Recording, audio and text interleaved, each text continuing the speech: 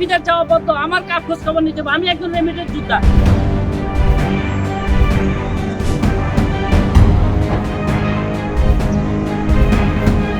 আগাগোড়া অনিয়ম আর দুর্নীতির কারখানায় মোড়া দেশের জনশক্তি খাত। এই মৌচাকে একবার ঠিকঠাক মতো ঢিল মারতে পারলে এক জীবনে আর পেছন ফিরে তাকাতে হয় না। এই কথা সবচেয়ে ভালো যারা বোঝেন তারাই মধু আহরণে ব্যস্ত হয়ে পড়েন। টাকায় কি না হয়, ব্যতিক্রম প্রবাসীরা, যাদের টাকায় এদেশের অর্থনীতি চলে, যাদেরকে আমরণ রেমিটেন্স যোদ্ধা বলে থাকি আমরা। তাদের প্রিয়জন থেকে দূরে থাকা অতৃপ্ত আত্মার খোঁজ কে রাখে?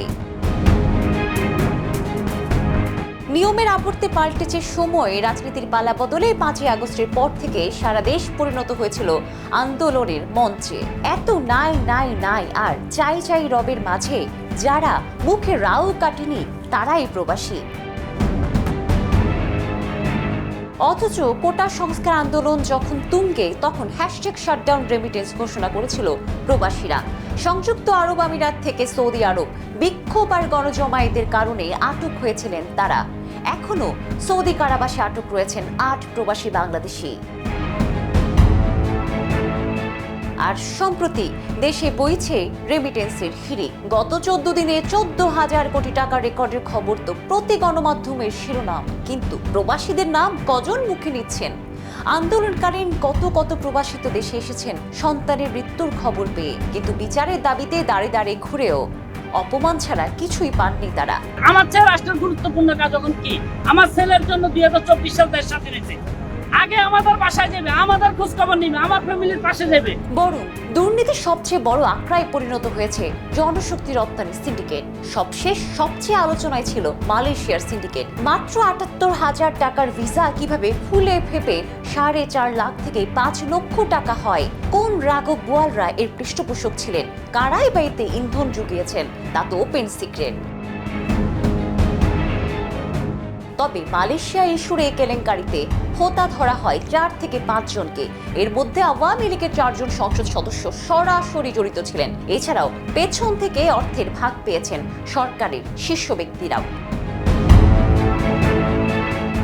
এই সিন্ডিকেটকে প্রতিহত না করে তার সঙ্গে তাল মেলান তৎকালীন প্রবাসী কল্যাণ ও বৈদেশিক কর্মসংস্থান মন্ত্রী ইমরান আহমদ।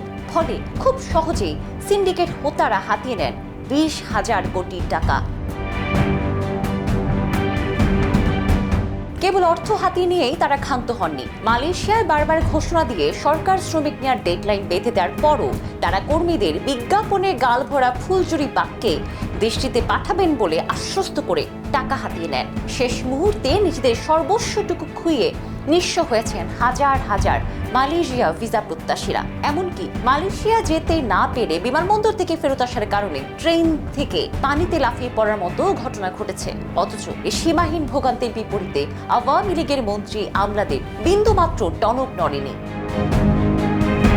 প্রবাসী কল্যাণ ও বৈদেশিক কর্মসংস্থান মন্ত্রণালয়ের তথ্য অনুযায়ী 16,970 জন কর্মী মালয়েশিয়া যেতে পারেননি। কর্মী প্রতি 5 লক্ষ টাকা হিসেবে 848 কোটি 50 লক্ষ টাকা আটকে রয়েছে জনশক্তি রপ্তানিকারকদের কাছে। অর্থ ফেরতের জন্য 2 দফা সময় বেঁধে দেওয়া হলেও বেশিরভাগ কর্মী কোনো টাকা বুঝে পাননি। এরই মধ্যে ক্ষমতাচ্যুত হয়ে গত হয়েছে আওয়ামী লীগ সরকার, কিন্তু সেই ভূত এখনো ঘাড়ে চেপে বসে আছে জনশক্তি রপ্তানিকারকদের সঙ্গে যুক্ত প্রতিটি সংগঠনে। অন্তর্বর্তীকালীন সরকারের প্রধান হিসেবে দায়িত্ব নিয়েছেন ডক্টর মোহাম্মদ ইউনূস। প্রবাসীরা আবারও মেতেছেন রেমিটেন্স পাঠানোর উৎসবে। প্রতিবার দেশের দায়িত্ব নিজের কাঁধে তুলে নেওয়া রেমিটেন্স যোদ্ধাদের দিকে একটু নজর দেওয়ার দায় কি রাষ্ট্রের নয়? এর মধ্যে প্রবাসী কল্যাণ ও বৈদেশিক কর্মসংস্থান মন্ত্রণালয়ের নতুন অভিভাবকের দায়িত্বে রয়েছেন ডক্টর আসিফ নজরুল। তিনি কি পারবেন এই পাপ মোচন করতে? এখনো পর্যন্ত প্রবাসীদের স্যার সম্বোধন করা আর বিমানবন্দরে বিশেষ খাতির ছাড়া অন্য কিছু চোখে পড়েনি। মালয়েশিয়ায় যেতে না পারাদের টাকা ফেরতের ব্যাপারে তিনি কি উদ্যোগ নেবেন সেটাই দেখতে চান সাধারণ মানুষ। দেশের জনশক্তি খাতকে আবারও সিন্ডিকেট মুক্ত করার মিশনে কি নামবেন তিনি? কিন্তু এখন অবধি তার কোনো নাম নিশানা পাওয়া যায়নি। তবে সুদিন ফিরুক আর নাই ফিরুক, যারা দেশে না থেকেও দেশের হয়ে লড়ছেন প্রতিনিয়ত, তাদের দেখার গুরুভার এবার কোনো লঘু কাঁধে যেন না চাপে, সেটাই প্রত্যাশা বাংলাদেশের সাধারণ মানুষদের।